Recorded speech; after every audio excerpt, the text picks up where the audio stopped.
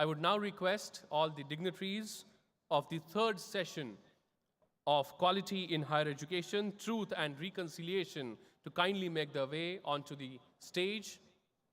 I request Professor G. Raghuram, Shri D.P. Agarwal ji, Dr. Pandit Vidyasagar ji, Dr. Jagannath Patil ji, Dr. A.K. Sengupta ji, and Shri Raju Menthana ji to kindly make their way onto the stage. We are all set to begin with the third session, which will discuss the quality in higher education, truth and reconciliation.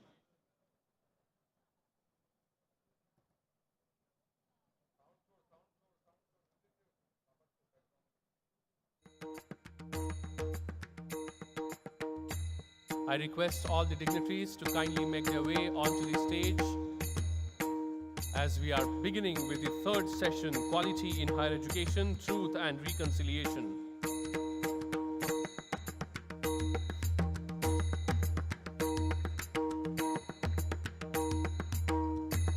I request Professor G. Raghuram, Shri D.P. Agarwal ji, Dr. Pandit Vidyasagar ji, Dr. Jagannath Patil ji, Dr. A.K. Sengupta ji, and Raju Menthana ji to kindly accept the chairs.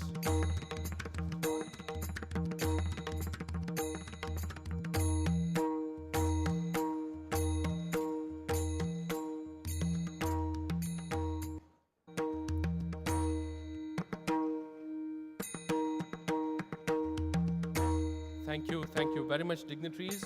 And we are all set to begin with the third session. To begin with, I would request Rahul Karat to kindly felicitate and welcome all the dignitaries on the dais.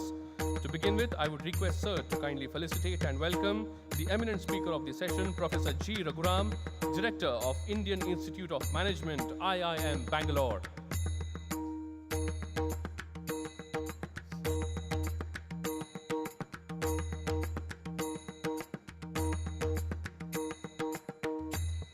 A big round of applause as we felicitate Professor G. Raghuram, the Director of IIM Bangalore. A big round of applause, my friends. Please, thank you. I would request Sir to kindly felicitate and welcome Shri D.P. Agarwal ji. Shri D.P. Agarwal ji.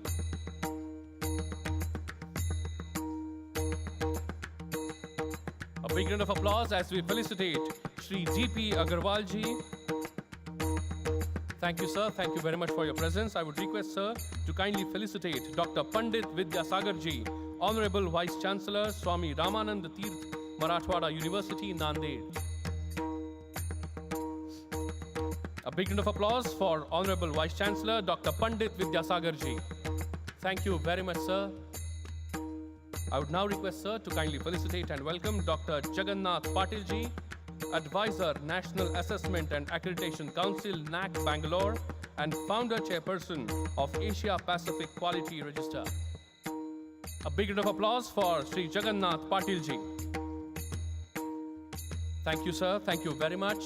I would now request, sir, to kindly felicitate the guest of honor of the session, Dr. A.K. Sengupta ji, Founder and Convener of Higher Education Forum, HEF.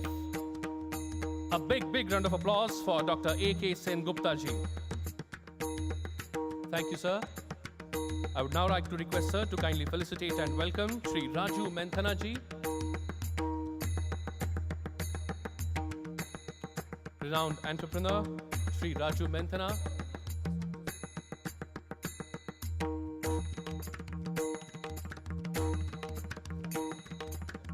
Thank you very much, sir. I also request, sir, to kindly felicitate and welcome Ashok Joshi ji.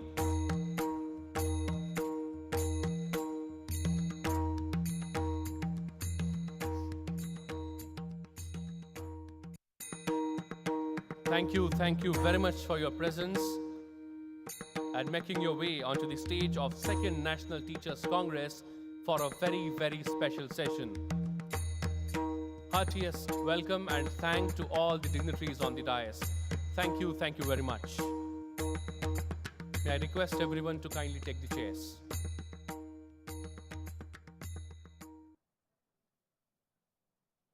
My friends, the topic of the third session of Second National Teachers Congress is quality in higher education, truth, and reconciliation. Quality has always been a parameter which is misguiding. What exactly is quality? How to measure it? How to maintain it? And what are the tools and techniques with which we can ensure the quality in higher education? Well, there are so many questions to be talked about, and it's time when I request the Honorable Vice Chancellor of Swami Ramananda Tirth Marathwada University to give the opening remarks. Honorable Vice Chancellor of Swami Ramananda Tirth Marathwada University in Nanded, Professor Dr. Pandit Vidyasagar. Namaskar. The dignitaries on the dais, Sri Rahulji Karad,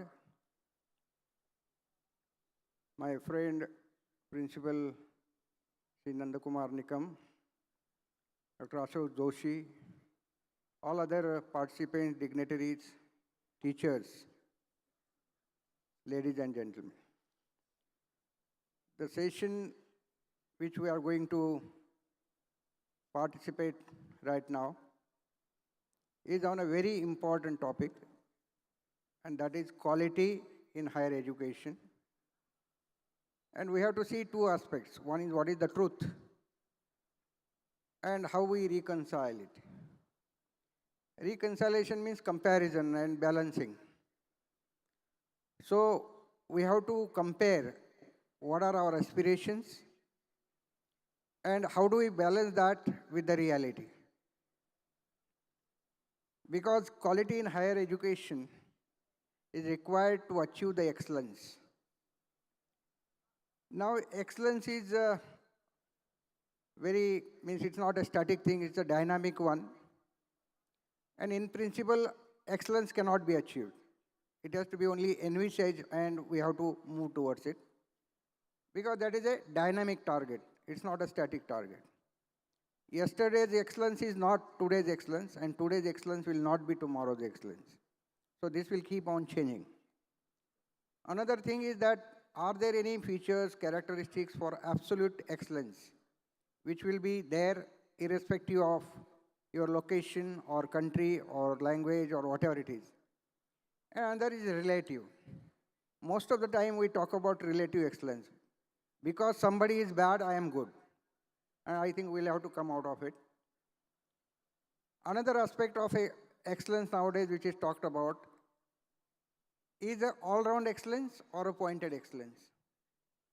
Now, there is a situation where doctor is expert of left nostril but not the right nostril, or the right ear but not the left ear, right eye and not the left eye, that kind of thing. What we need is an all-round excellence, and that is also important. Now, there are many ways people tell that how excellence can be achieved. And some of them, of course, the integrity, which we have been talking about, value education and all. So integrity is very important. Then we have to accept the failures. We have to go on experimenting. And when we do experiments, we fail. But we have to accept the failure. Then speak with the good purpose. Always be positive. Because unless you are positive, you will not be able to do something or take people along with you. Then whatever is the situation, we have to make the most of it. We keep on complaining, this is not there, that is not there. We'll have to come out of this mindset also. Then commitment to the cause. Unless we are committed, we will not achieve it. Flexibility, we'll have to keep on changing. We have to change our tools, techniques, teaching, learning methods. And we have to be flexible in that approach. If we are rigid, I don't think we'll be able to achieve the excellence. And then balance. So we have to sort of attain the balance between whatever is the reality and what are the aspirations. Now this can be done if we go for the quality or strive for the quality. Now quality, what is quality? Some people say that it is attributed to some characteristic features of a system or service or whatever it is, or a product. The another definition is the satisfaction of the customer. So we have to take into account both the aspects. And the third thing is that a quality means sometimes it may appear that it is a quality product or quality service or quality education. But in long run, it will prove that it is not so. So we have to look for the quality which will be durable for the long time. And that is also another aspect which we have to worry about. As far as higher education is concerned, what are the attributes, what are the constituents which will really define the quality? In that, of course, the first comes the vision, governance. These are important at national level, state level, even university level and local level. Infrastructural facilities, they are also important. Then curriculum development. But most important is the implementation of the same. We may have very good syllabus, very good curricula, but if we are not implementing that, then we'll not achieve the quality. And the most important is teachers, faculty. So unless faculty is good or quality faculty, quality in education cannot be achieved. Means bad faculty or bad teachers cannot be a substitute for good infrastructure, good curricula, and all other things. So that is why this particular conference is very important, because it is for teachers. Then use of technology, ambience, all these things also matters. But most important thing is that we have to enable the teachers to do the good thing or get involved in quality research. And that is the most important factor as I see. Now for that we have to change the mindset, because unless teachers are ready to accept new teaching learning methods, things will not happen. For example, now we are talking about implementation of choice-based credit system. Now many of the teachers are not for that, or they don't go for it. Even university level also there is no acceptance. But I think if we make determination, if we make efforts, if we are ready to give our commitment, that also can be successfully implemented. And that is a very important thing. In the last, I will say that this is a very great event, because it has a promise which will actually bring quality in higher education. And that is the most important thing about this gathering. I wish that we deliberate on this topic very seriously, and at the end, we'll come out with the resolutions which will show the path for the future development of higher education. Thank you. Thank you, Dr. Pandit Vidyasagar. I would now like to invite one of our teacher representative, Ms. Manisha Gowaikar, to say a few words. Ms. Manisha Gowaikar, lecturer, human resources, business ethics, and cross-cultural management. Respected dignitaries on the stage, and my dear fellow audience members, a very good morning to all of you. I am deeply humbled to be presenting my thoughts at this August gathering. The quality of higher education is a topic close to the hearts of our educators, and colleges and universities engage in all efforts to seek accreditations from bodies like NBA, NAAC, and other appropriate ones. The challenge, though, is aligning the charter of these bodies with the vision of the institutions and colleges, taking it down to the grassroots level and administratively managing all these operations. Is this really easy? The answer is not very simple as a yes or no, as there are several factors in play. Is quality about process standardization, or is it about constant innovation? Is it about the internal assets like the faculty, the campus, the library, the infrastructure, or is it about producing employable students? Is it about giving knowledge, skills, and degrees, or is it about also building character and adding value? Can there be just one standard way of measuring it? And finally, shouldn't it be embedded into the culture and fabric of the institution rather than be treated as a separate process? With options of successful careers no longer limited to just medical and engineering, it is paramount that colleges take advantage of the fact that the graduates that they will be producing will be able to do a variety of jobs, and they therefore need to play a crucial role in developing the requisite skills and the manifold competencies. Along with that, creating free-thinking individuals who are also innovative, while equipping them with the life skills, ethics, and values to not just make them successful professionals, but responsible human beings, has to be one of the key deliverables of higher education. So what is it that colleges are doing to make a difference? Encouraging innovation in teaching, taking teaching outside the classroom environment, creating processes that will harness learning, like immersion, experiential, or crossover learning, orienting towards excellence, ethics, and values, and embedding a culture of quality-driven processes that will all in all make teaching an enjoyable experience and learning even more enjoyable, but yet deeper, and not just arm students with pedantic information and textbook curriculum. Adding value has to be an attitude and cannot be a compulsion. Of course, this is not without limitations. We have one of the largest student age populations in the world, and managing this alone has its own challenges. Unequal access, low enrollment rates, even higher dropout rates, infrastructural issues, compensation not worthy to attract teaching talent, slow governmental reforms, the list can be fairly long. Still, we can if we all decide. The best teachers are those who will tell me where to look, but not what to see. For me, the best college will be that will tell me what to teach, but not how to teach it. I would like to end my speech by thanking MIT World Peace University and NTC for giving me this opportunity. Jai Hind. Thank you, Ms. Manisha Gowaikar. I would now like to request Sri Rahul Karat to felicitate Ms. Manisha Gowaikar.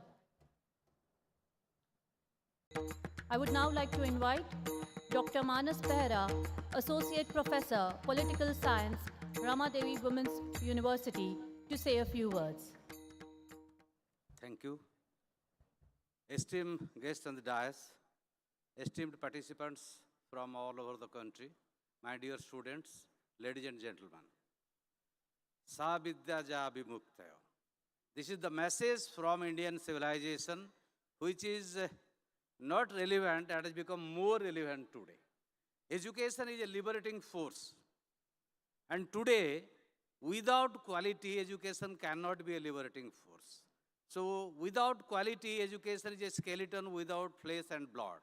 That is the biggest challenge, to give education system or to transform education system as a qualitative education system. So it is more relevant in a society like India, which suffers from multiple forms of inequalities in terms of class, caste, gender, region, and language.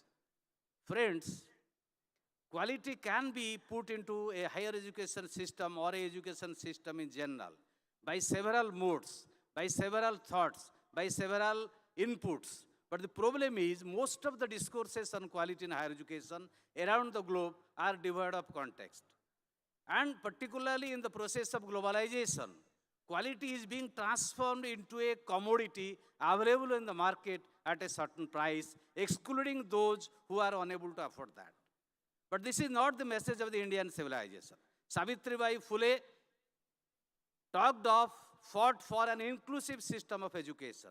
So quality cannot be delinked from access and equity. These trio of access, equity, and quality form the foundation of an inclusive system of education.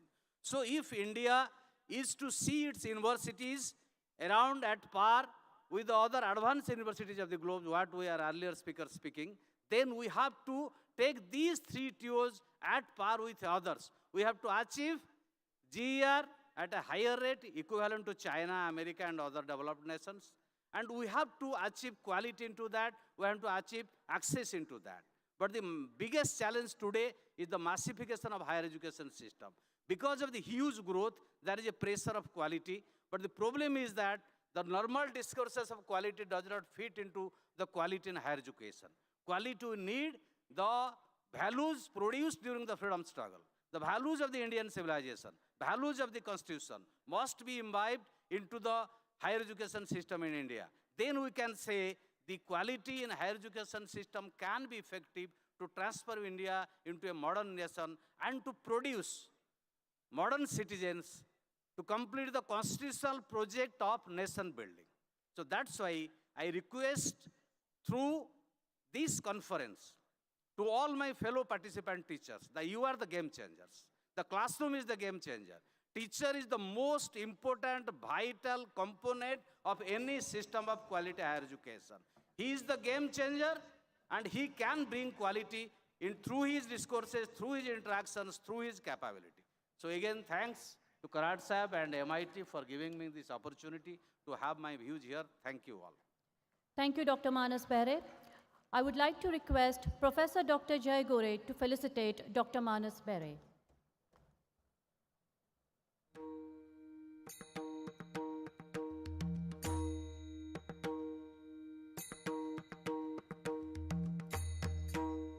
I would now like to request Dr. A.K. Sen Gupta, founder and convener, Higher Education Forum, to say a few words. Dr. Karad, the respected dignitaries on the stage, the respected dignitaries of the stage, my faculty colleagues, ladies and gentlemen. I must compliment the Institute for organizing this type of congregations of the teachers at large, higher education at large, to bring forth some of the very important issues. I have been in the field of higher education for the last 20 years.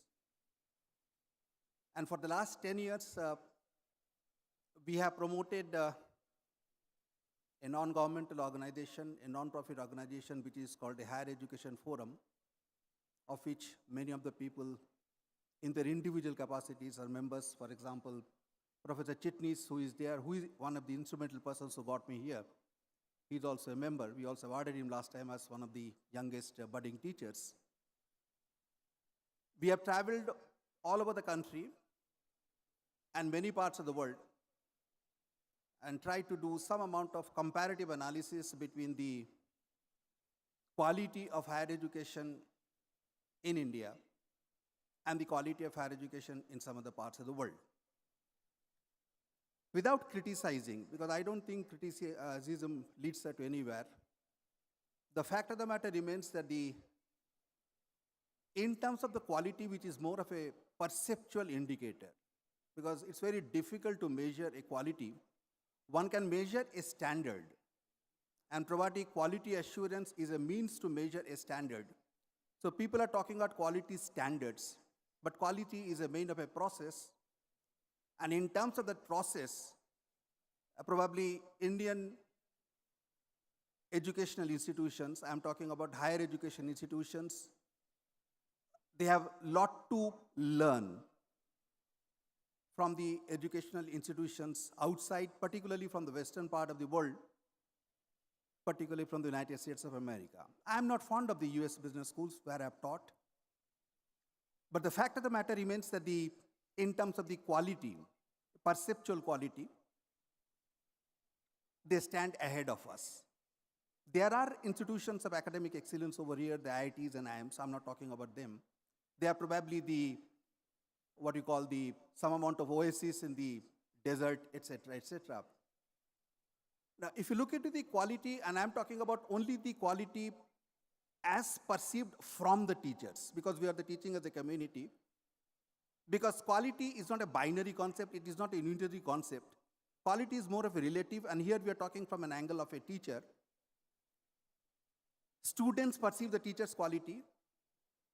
Outside corporate world perceive the teacher's quality.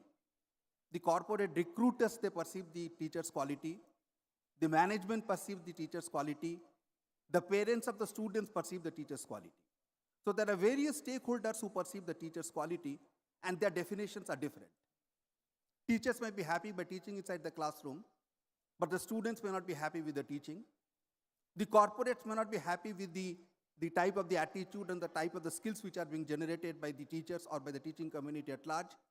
The parents may not be happy because they are unsatisfied or dissatisfied with the return on the investment. The community large may not be happy because they see the students getting violent or the students are not following the right value system and so on and so forth. What it means is that at the end of the day, if you look at the quality standards of the educational institution, to a larger extent, it depends upon, there is a causal relationship between how we as teaching community, we are perceived by all these stakeholders. I'm talking about the students on the one side, I'm talking about the parents on the other side, I'm talking about society at large on the other side, I'm talking about the corporate recruiters on the other side, and finally I'm talking about the management on the other side. We need to look at the quality. And therefore, when one look at the academic, I'm an academician, let me try to put the academic dimensions. When I look to the academic dimensions of the quality of the teacher, let's try to look into what are the roles. And we primarily defined the teaching as a role. If you look at the ACSSB, if you look at the ACBSP, all the international accreditation agencies, or the NAC or the NBA, if you look at all the accreditation agencies, and if you look at the type of roles which we perform, let me try to put the quality vis-a-vis these roles. The primary role of a teacher is teaching. Teaching inside the classroom. That's a primary role, and probably we need to look at it. What is my curriculum? What is the value addition I'm doing to the particular? What is the type of the teaching methodology I'm following to make the classes more interactive, more experiential in nature? I must need to define, and that's a modern day world, that we need to define what is the course outcome, what is the expected learning outcome of each of the courses which I'm talking. For example, I'm teaching strategy, and at the end of the day, if I want that the student should be in a position to prepare a strategic plan, are they really in a position to prepare a strategic plan? That's what I'm talking about. The assessment system, how do I tally it with the learning objectives? And there are many other things, but let me not go into that. But I'm talking about the fundamental acid test of a teacher is how good I'm accepted as a teacher. And I'm afraid to say that many of us are not teachers by passion. Many of us are not teachers by commitment. Many of us are not teachers by choice. And many of us, teaching is not a first profession. Teaching may be last profession in Indian situation. And therefore, we need to look at this teaching as a very serious profession. Teaching as a profession in which I devote my time, my commitment, my energy, irrespective of what I'm being paid. It cannot be linked to the payment. That's one thing. That I'm talking about the primary role. The second role of the teacher, what we talk about internationally as a scholarly role. And that we talk about what type of knowledge I create in terms of my research ability, in terms of my research. Though research is not the particularly focus of the Indian teachers, barring a few institutes, but the fact of the matter remains that if as a teacher I am not in a position to generate fresh knowledge, I cannot satisfy my students with the existing textbook knowledge, because existing textbook knowledge is available already in the Google. And therefore, the better teachers are those who do good research. They're known as the good researchers. They create new knowledge, and they bring the new knowledge to the table so that the students are very excited. They're, hi, I have got a teacher who is not only teaching from the textbook, but teaching something from the research which he or she has created.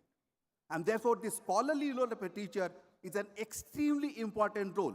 In all over the world, for example, if you want to become an MBA teacher, India is probably one of the exceptions, you need to have a PhD. I'm giving an MBA because I teach in institute. The role is what we talk about, academically qualified faculty. And academically qualified faculty means I must have a doctoral degree and must have a doctoral degree in that particular discipline. Why it is insisted? It is insisted that if you have got a PhD degree, probably you are a researcher in mind, you are a researcher by intellect, and therefore you will be in a position to bring the research to the table of the classroom. And therefore I thought that is that the second thing in which the Indian teacher should focus on, and that the research. The third, international they call it advisory role. And that's where somebody speaker spoke in the morning, that the mentoring outside the classroom. I should not only teach the students as a commodity in the classroom, but I should talk to the student offline, outside the classroom, in an informal matter, try to feel them comfortable, try to make them understand, guide these students who need extra guidance, because the learning capabilities of different students are different. What we talk in India, remedial classes, tutorial classes, etc., but they're prescribed in the university guidelines, we don't follow them properly. So this mentoring, which is a process of helping a student to learn by themselves and to develop, that's a very, very important thing. In America, every teacher at the initial stage of the life has to spend minimum 10% of its workload through a role of a mentoring or an advisory role. So I thought as a teacher, I must look into that aspect, how much of mentoring I'm doing, because mentoring brings my relation with the student a little bit closer to me. The fourth role which I talk about, and that's a classical role, and that we talk about leadership role, that means institutional building activities.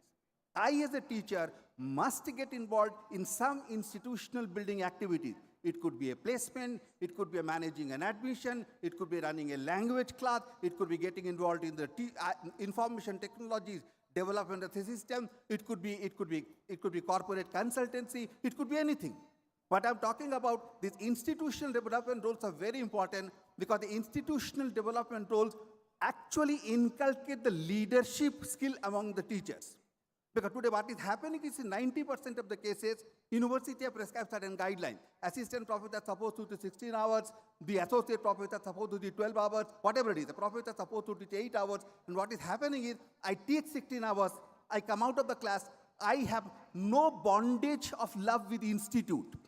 You know, the teacher's bondage of love with the institute is extremely important, that I should be proud to say to the outside world that I'm a part of the MIT.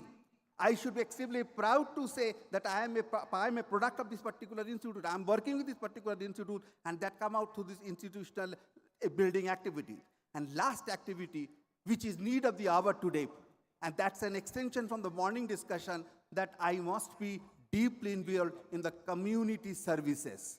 In USA, about 5 to 10% of the workload of the teachers is given in the community services. That means I'm talking about doing certain social service. Because through the social service, I get an inspiration. And that inspiration I transfer into the class, and that inspiration drives my students also to undertake the community services. So these are the 5 different roles. I'm talking about teaching role, I'm talking about research role, I'm talking about mentoring role, I am talking about advisory role, I am talking about finally in terms of this role of what is called the last role which I talked about is essentially the institute building role, etc., etc.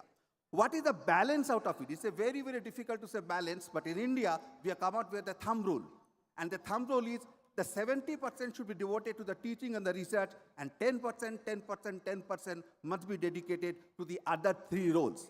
And the 70% which I'm talking about teaching and the research, it depends upon institute philosophy, it depends upon you, it can be 50-20, it can be 20-50. If you follow this type of matrix of 5 roles, my request to all my teaching fraternity will be, please go back, look into these 5 roles. I will give the list of these 5 roles to Mr. Karad over here. I will circulate it to you. Please go through it and see where you lack. Try to improve it. Try to improve the quality benchmark. And I'm sure you have a great future. Students have a great future. India has a great future. Jai Hind. Thank you. Thank you, Dr. A.K. Sengupta. Professor G. Raghuram, Director, Indian Institute of Management, Bangalore. Dr. Karad and dignitaries on the dais, and all of you, teachers. It's really an honor for me to be in this kind of a function, probably my first. And well, let me see what value can be added. Yeah. The topic is on quality of higher education, truth and reconciliation. I thought very interesting title. So I thought I am going to focus a little bit on the truth of quality of higher education, that in the Indian context, and then let us see how we can reconcile. Next. So broadly, like to address what are the needs of the future, and where are we, and what do we need to do. Next. Well, as was, I must first of all thank the organizers for making that little video of me. I've never attempted anything like that, and I think that's a good one for me to take away. Yeah. So, well, since I was part of the World Economic Forum in one of their councils, I've been following some of the interesting research and sort of looking at the future kind of issues that they put out, and what they really say for the 21st century skill requirements. So first of all, an important thing we must recognize is, given the digitalization in the world, 65% of today's school-going children will be doing jobs that do not exist as on date. So that immediately tells us in what way we need to prepare them so that their adaptability goes up. They have categorized the skills into 3. They say foundation literacies, competencies, and character qualities. Next. So, what is foundation literacies? Well, how students apply core skills to everyday tasks. Competencies, how students approach complex challenges. And character qualities, how students approach the changing environment. Next. Well, they've made these 3 blocks. I'll just highlight a few. So, for example, under foundation literacies, we talk about, well, literacy, numeracy, ICT literacy, ability to work on the computer, scientific literacy, ability to understand the scientific process, financial literacy, and cultural and civic literacy. I think these are essentials. And whether it is at school level or higher education level, these need to be continuously reinforced. Okay, then we talk about competencies. Well, creativity is one, communication, collaboration. Then when we move on to character, issues like curiosity, initiative, persistence and grit, acceptability, leadership.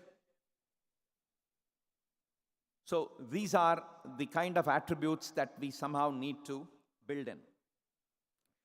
They have further, of course, crystallized it, and they have identified specific skills. Next. In 2015, I mean, this is like a 5-year focus. In 2015, the number 1 was complex problem solving. In fact, more than the Western world, I think India represents the kind of complexity, because you take any issue, immediately it becomes complex. First of all, scale becomes huge, multiple perspectives. I mean, you want to just take a simple problem which everybody understands, Swachh Bharat, or, that we must work towards a society where we do not defecate in the open. Half the population still, thinks that's an okay way to do it. Public health costs are very significant. So, it's a complex problem-solving issue. And I think it's people, MBAs, policy level, with a deep understanding of the grassroots issues, have to start applying their mind on that. Interestingly, 2015 and 20 complex problem solving is the top of the kind of skills we need to get our students to have. Some of the skills in 15, like coordinating with others and, even quality control, negotiation. So in fact, quality control has moved out of the top 10. Negotiation has come down. But the new thing that's come up from 15 to 20 is creativity. So in fact, the top 3 for 2020 would be complex problem solving, critical thinking, continuous questioning, assessing what is going on, how to improve, and creativity, being able to approach a problem from multiple dimensions and, come up with maybe a solution that has not been thought of.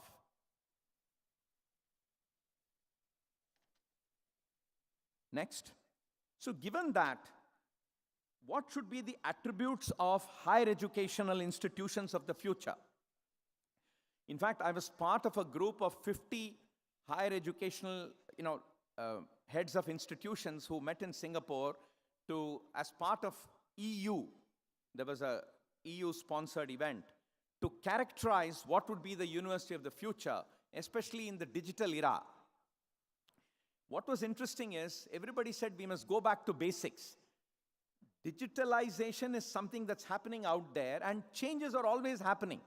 In fact, today people talk about VUCA world. In fact, we came away saying, look, VUCA is not something that you have to suddenly worry about. VUCA is where, there's an uncertain world, volatile world. At different points of time, world has been VUCA, and world will continue to be VUCA when, other kinds of changes come in.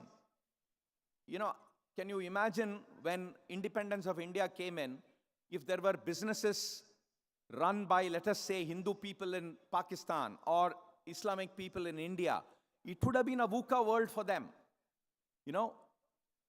Where should I be? What should I do? How will my business survive? In fact, they were even concerned about their lives in some sense. So, Second World War. It's often said that in some parts of Europe, people wouldn't know when they wake up in the morning which country they belong to. So, VUCA world is all the time. What we need is an ability to comprehend it, keep our antennae up, and not necessarily panic, but be able to respond to it. So the basic attributes that came out were, number one, a higher educational institution must be fundamentally multidisciplinary. Number two, we must provide for lifelong learning. And number three, quality education, there must be access to a larger number rather than a university trying to filter out people and say that, it's only meant for an exclusive group. And I think these are the changes that we need to worry about in how universities of the future need to be if they have to make a desirable social impact.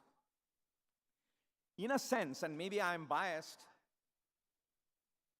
management education may be relatively, compared to other disciplines, is a little more on these dimensions. Though, when I look at how even an institution like IIMB is organized, multidisciplinarity is an issue. Management brings in economics, it brings in social sciences, brings in quantitative abilities, and yes, it tries to create a person who can manage economic activities, social activities in a better way. But even within that, once somebody is put in finance or somebody is put in marketing, they don't necessarily want to talk to one another, though real problems come that cut across all of this. So achieving multidisciplinarity is an issue. And for the leadership of institutions, that's something they need to continuously think about. Lifelong learning, of course, in a management school, we have the concept of executive education. People come back at different stages of their life. Inclusive access to quality education. In fact, IIMs must be accused of the fact that creating this whole thing about CAT and interviews and 99 percentile and whatever, in a sense, it is an exclusive institution. Now, there is a debate whether you want to focus on, is there value in focusing on these high quality products? In a way, I applaud the government in having imposed reservation on us, because it is really heartwarming to see the 50% who come through the reserved route and therefore not necessarily with that high level of CAT percentile or whatever, but still they go through that education, and simply the induction effect of, let us say, 50% who come through, in a sense, higher quality at the entry level. But by the time the 2 years are over, there's a lot of homogenization. And I really, feel very good about the fact that one is able to add a lot more value to the other 50%, as it were. So, inclusive access. Now, the other thing that institution like IIM Bangalore is doing is going very strongly in MOOCs, massive open online courses. There are about 30 courses available now. They are available on 3 platforms. One is edX, which is the global platform created by Harvard and MIT. Like Coursera, there is edX. Then we ourselves have created a brand called IIMBX. And third, the government's own platform called Swayam. So these courses are available on these platforms, and anybody at an individual level can do it. It is for free, except, of course, if you want a certificate, then there is a payment, because at some level we have to have a revenue model. But the other way we are trying to look at a revenue model is to have or make this available on a business-to-business model, like with academic institutions, and see how the MOOCs can be blended into their learning. So that's one, I would say, small effort being taken by at least IIM Bangalore in reaching out management education or quality management education to a wider audience. Next. Well, where are we next? So the gross enrollment ratio was already talked about. In India, you must see, of course, from a quantity perspective, in the last decade, we have really stepped up. Thanks to the large number of higher educational institutions, private universities that have come in, from what may have been around 10% in the early 2000s, we are now at 27%. But if we look at the world average, next, it's 35%. We are less than the world average, not something to be proud of. Next.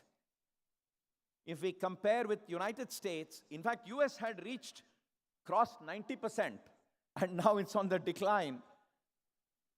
It's now somewhere around 80%. China, which was lower than India, has crossed India and has gone to 40%. Of course, one can debate whether everybody needs to go through higher education. Higher education meaning college, undergraduation and post-graduation. But I guess if you want to build a society and want to create some of those complex problem solving and creativity, those kind of skills, at some level we need to be able to go into higher education. And I would believe that India still needs to up its gross enrollment ratio. Of course, the problem in India today is, next, as per the focus of this session, you can see how the higher educational institutions have really ramped up. And we have that 40,000 or so is the number of independent colleges, and the 800 or nearly 900 now is the number of universities. Quantity has gone up. There is an issue of quality. Next. If you see, of course, the expenditure on higher education as a percentage of GDP, we are still at about 1.3%, which is fairly steady. Maybe a marginal increase, of course, in the expenditure as percentage of GDP. The absolute figure going up. We need to think about how to increase this. Just to take a stock of how we perform with respect to global rankings.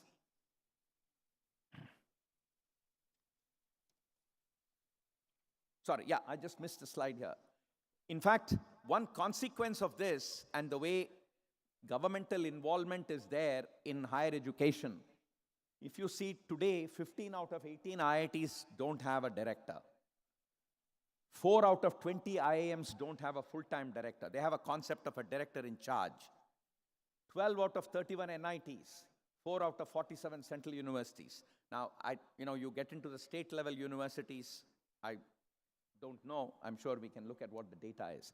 Earlier, it was mentioned that I was the Vice-Chancellor of the Indian Maritime University, and I must say I went there with a lot of passion because my work is in logistics, transportation, and I have done, I've been doing work in maritime.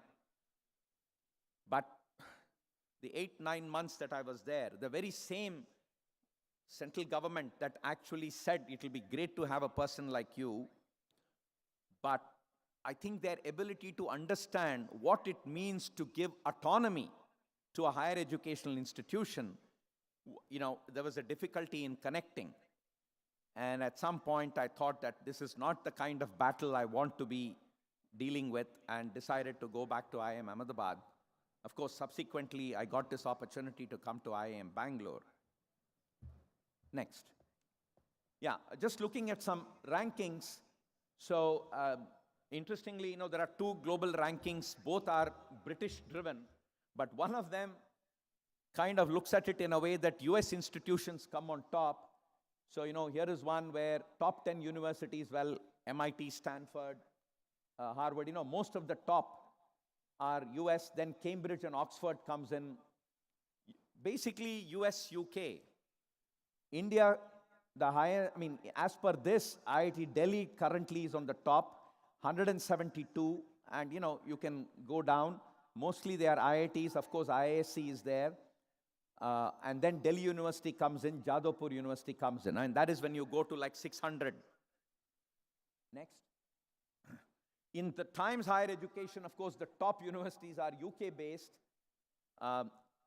They are far more looking at, in a specialized way, and you can see, therefore, Oxford, Cambridge, and also a little more emphasis on arts or something very exclusive, and that is why California Institute of Technology comes up there. In that, IISc is number 1 from India, but it's still in the 200 so range. Next. Well, in the management programs, we seem to have done better. IIMB, as per QS rankings, was most recently number 22, IIMA 23, IIMC 46 for the 2-year program. And for the 1-year program,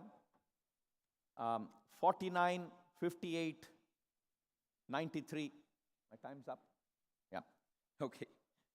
So, next. I guess we can skip.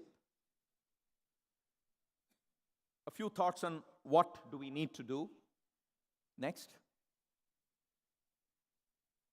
Well, recently a book came out by one of the ex-directors of IIM Bangalore, Professor Pankaj Chandra, called Building Universities That Matter. Where are Indian institutions going wrong? So 4 reasons he points out. One is regulation and bureaucratic control. Second, low investments. Third, poor quality of teachers and teaching. And fourth, well, corruption, nepotism, student violence, students not being aligned with the purpose of the university. Next. Some of the diagnoses, again, you can see, for example, the very spread of coaching institutions obviously is an indication that core education is not quite there. Quality, lack of job readiness, lack of capacity utilization. It's interesting. Even in the US, enrollment in capacity is going down. So also in India. We have reached 27% gross enrollment ratio, but we seem to have reached a situation of overcapacity, especially in engineering and management. Next.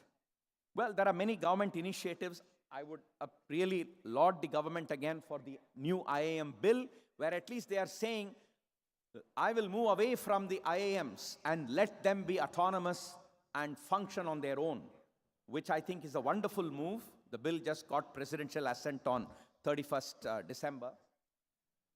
MOOCs and SWAYAM, which they are propagating. The Rashtriya Uchatar Shiksha Abhiyan, NAC and NBA, and of course restructuring of the UGC, which is being talked about. Next. So, things to do. We have to view research and teaching as 2 sides of the same coin. And I find that many of our higher educational institutions focus more on teaching. See, unless we create the urge to know, to learn, to think about new concepts and create new concepts, the teaching quality would not go up continuously. Of course, I think I would leave the thought to all of you as teachers, what can we do on our own? And of course, to academic administrators, is teaching just a noble profession? Yes, indeed it is. But it should have appropriate Guru Dakshina. And I think in many institutions, teachers do not get the right kind of salaries that will incentivize quality people to come in and continue to deliver quality. Well, let me just end on the note, since there is Sanskrit here. Vidvatvancha nripatvancha naivatulyam kadachana. Swadeshe pujyate raja. Vidwan sarvatra pujyate. And let us all aspire for that.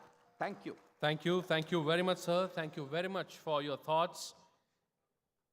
Well, in today's world, when technology plays an immensely important role, it is need of time that we take help from technology and seek a common goal.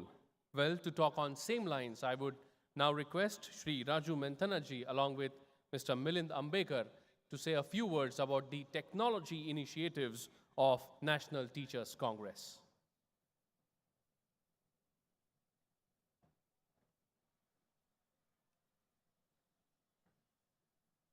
Shri Gurubhyo Namaha. Good afternoon, everyone. First of all, from the bottom of my heart, I just wanted to say kudos to the entire MIT management and team to come up with an innovative ideas and concepts for actually bringing so great brainers to one single spot to exchange their ideas for betterment and better global peace. And it's an amazing social involvement activity that's been happening. And so for all the last several years, it's been actually executed so well, planned, strategized, organized, executed. And at the end, every single event has actually given something so amazing, valuable to every single participant. Whether they express it or not, it's going to be really soon realized in their lives.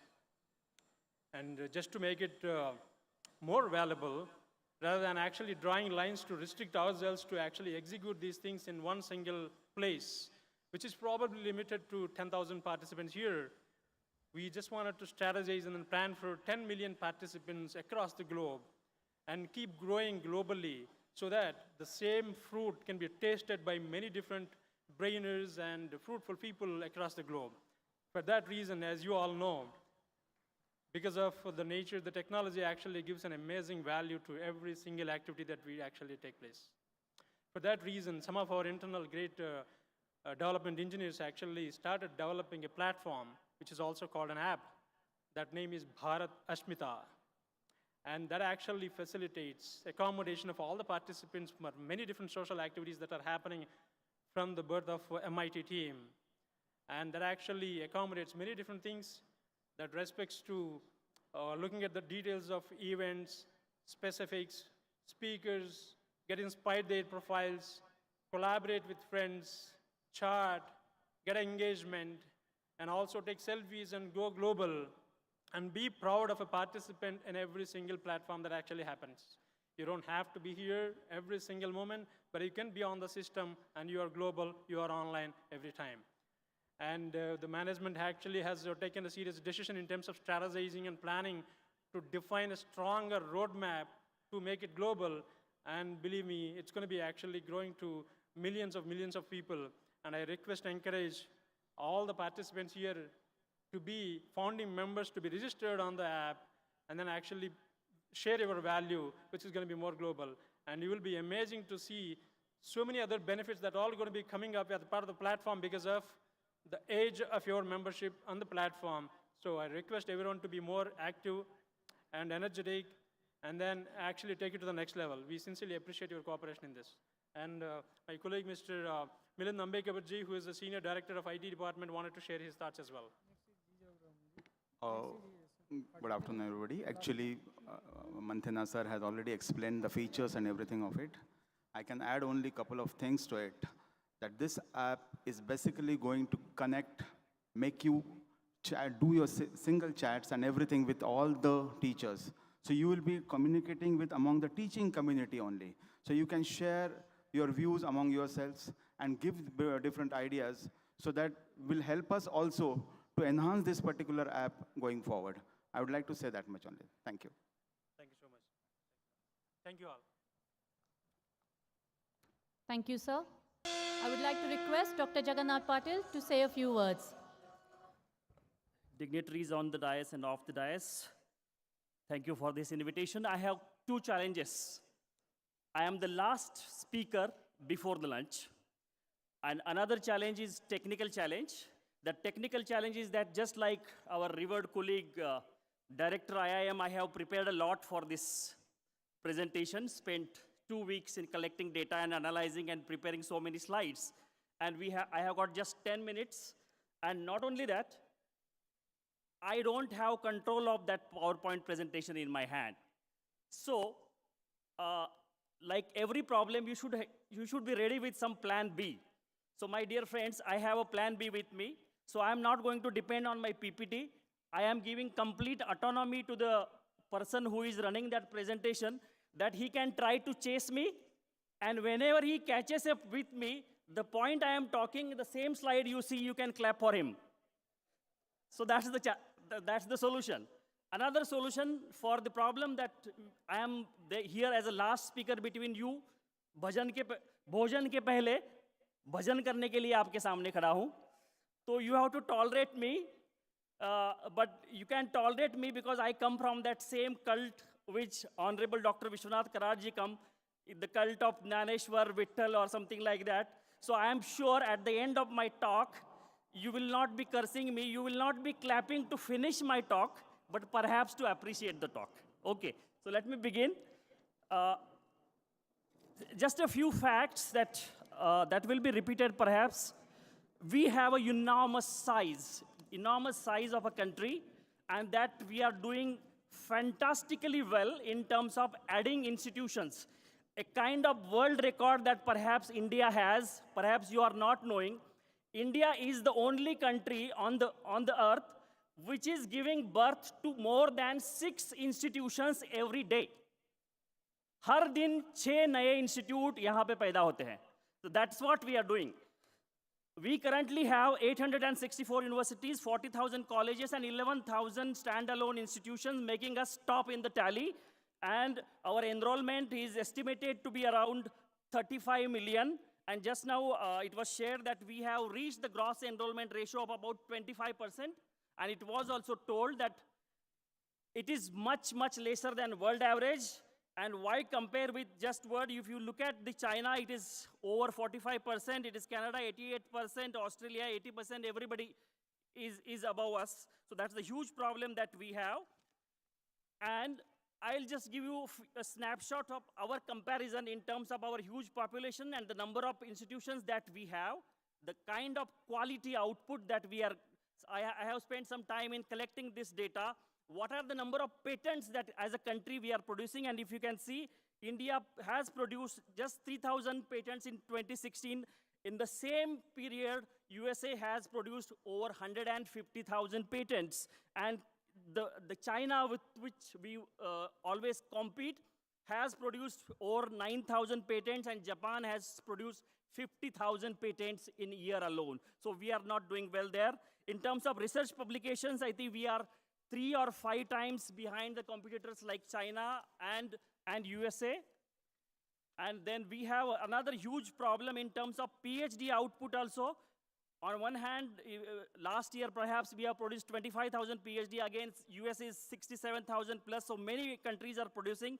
And as we all know, and I come from a National Assessment and Accreditation Council which accredits all universities, and I can tell you that over 200 universities in this country have been given A grade, and over 2,000 colleges have been given A grade by our own organization. But I feel very sorry to share with you this data. None of our universities would come in top 100.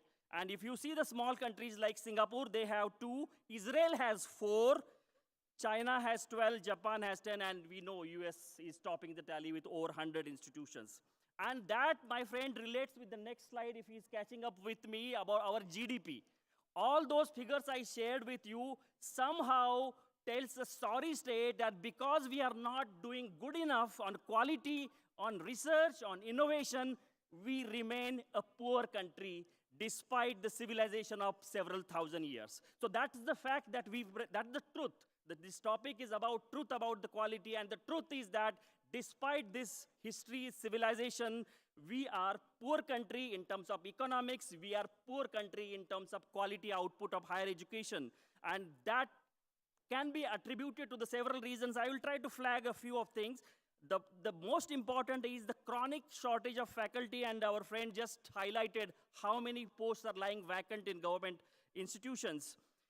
And in not only quality, we are lacking in terms of quantity also. There is an estimate which says that even if we reach the GER target of 30% by 2020, there will be 100 million students well eligible and qualified to enroll in university will not get a single place. So that is going to be our future in coming soon. So I think this is something very, very serious. And another serious concern that we face, even though produce so many graduates, so much of PhD output, the employability concern is the huge concern. One of the recent survey of Aspiring Minds National Employability Report 2016 says that more than 150,000 engineering students who graduated in 2015 from over 650 colleges, 80% of those engineering graduates are unemployable. And that's the fact. And then what we talk about the BA and BCom and BSc that we are producing year over year. So, and we know that one very interesting fact given by the same people, when Uttar Pradesh advertised for 114 posts, there were some 19,000 people applied, and there were several people, over 75,000 perhaps, were engineering graduates and MBAs. They were applying for positions of clerks and attendants and so on. So that's the situation. And according to our census, which is 6 or 7 years old, 2011, there are 20% Indian youth or 47 million which are jobless. And that must be adding up every day that we are talking about. And that we compare, again, I will come back to a very important point, what situation we have created in India, that for every 30,000 patents that overseas Indian holds, there is just one Indian patent. So it means, I congratulate MIT that they have thought of inviting overseas teachers from here. So, and you know, many of our Nobel laureates are Nobel laureates when they move to another country. So it seems there is some fundamentally problem that we are not allowing merit, we are not allowing quality to thrive, we are allowing mediocrity to thrive, nepotism to thrive, and so many other things that Dr. Justice Santosh Hegde talked in the morning. So I am going to skip some of the slides for the want of, but I will talk one important point because that has come from one serious research that is by Sivach and Sivach 2010, that I am quoting somebody, so it is not just a statement. This statement says that quality of research product and process in Indian universities is matter of grave concern. In Indian universities, the instances of plagiarism goes to the extent of utter shame, wherein a same PhD thesis was copied by 8 scholars. So that is a research finding. So this is about the quality of the PhD that we are talking about, and and I'll talk about some impediments. Why this is happening? Because we have outdated, rigid curricula, and the absence of employer engagement in course content and skill development. I can talk a lot about that. I'm going to skip for time because I have promised to keep the time. There is a huge separation of research and teaching. Generally, people believe that it has nothing to do with the teachers in affiliated colleges to do about the research. There was a lot of complaints coming when 7th Pay Commission was being formed that don't put so many conditions in API and other things that college people should do research. They are supposed to be there only to do teaching. So that is one of such misconception that has separated teaching from research. That's why we have been producing mediocre teachers and perhaps mediocre students who are not employable. Thank God there are some good initiatives. Government of India is now talking not just about the access and equity, they are talking about quality. And that's why I quote when they are saying, Sabko Shiksha, Achhi Shiksha. Education for all and quality education. And if you see some of the recent announcements of UNESCO and UN, they are vehemently talking about not only access, not only equity, they are talking access to quality education. So access to quality education is key, and in that direction, whatever efforts are being done, I think there are some good initiatives like Swayam, there are DTH channel like Swayam Prabha, and I would like to quote here our Honorable HRD Minister, who has tried to articulate our vision, which says that quality, autonomy, research, and innovations are key pillars. Perhaps the bell is ringing, so I have to finish. So I can't talk much about the NAC, but at NAC, there is some misconception that perhaps you can stage manage and get NAC's accreditation. That is a popular misconception that about NAC has, and that there is a methodology which I'm leaving in a PowerPoint. You can see it on our website. We have built what I call, because I am one of the key architect of the new methodology of NAC's quality assurance, I call it as a Chakravyuh. We have created a Chakravyuh in which there is a 70% database assessment, 5% student satisfaction, and only 30% peer review, and nobody even can dare to fix any result of NAC. That type of Chakravyuh we have resulted, and you will see the results when the next batch of assessment and accreditation comes. You will see the drastic reduction in number of A's and other things in future to come. I am not sure whether ये तालियां खाने के लिए है या खत्म करने के लिए है, but I am going to skip all those international things which I was saying, but perhaps I will stop at the Kalam's quote, and he is stopping next to me, so I have to stop perhaps. I will read only this Kalam's quote, Kalamji's, which I revert. We will be remembered only if we give to our younger generation a prosperous and safe India, resulting out of economic prosperity coupled with civilizational heritage. And I think my final statement would be an appeal which I made.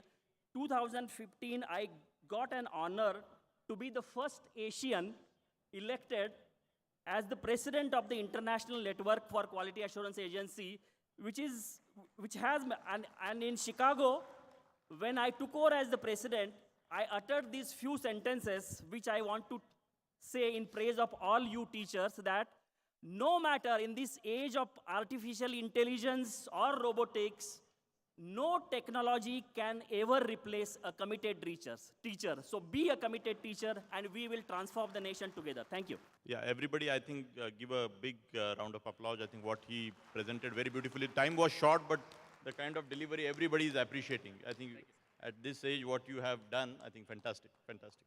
Thank you so much. I think. Thank you, sir. Thank you very much.